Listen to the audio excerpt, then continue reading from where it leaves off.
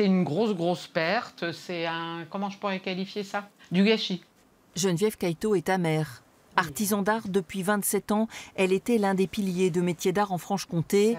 L'association avait été la première en France il y a 20 ans à créer un site internet marchand. Elle n'est pas parvenue à convaincre les Bourguignons de son utilité. La Chambre de métiers de Bourgogne, ma perception, c'est qu'elle a dit partons sur notre modèle plutôt que sur votre modèle franc-comtois. Et donc après, tout le monde s'est rallié à ça. Et donc il suffisait d'attendre que le fruit soit mûr pour qu'il tombe. Une vision contestée par la Chambre des métiers qui devient de fait le nouvel interlocuteur des artisans d'art. C'était une association, donc une association ne représente pas la totalité. Enfin, ça laissait sur la touche une partie des métiers d'art, des professionnels. On doit travailler pour l'ensemble des composants des métiers d'art. Pas sûr, disent les anciens de l'association, que les chambres des métiers parviennent au même résultat qu'eux.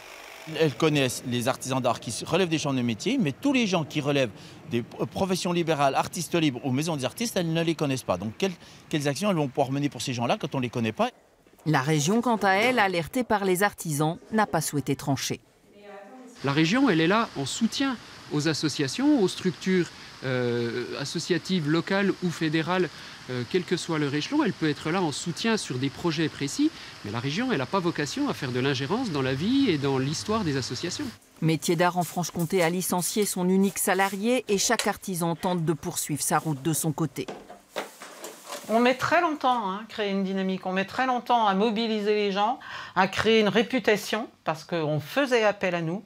Les municipalités venaient vers nous, les médias venaient vers nous, les organisateurs de salons, les artisans des autres régions qui avaient entendu parler de nos manifestations. Et tout ça, comment ça va se refaire, qui va prendre le relais, j'en sais rien. Hein. Aujourd'hui, alors que près de 30% des artisans d'art vivent au-dessous des minima sociaux, de nouvelles tentatives pour se faire connaître voient le jour.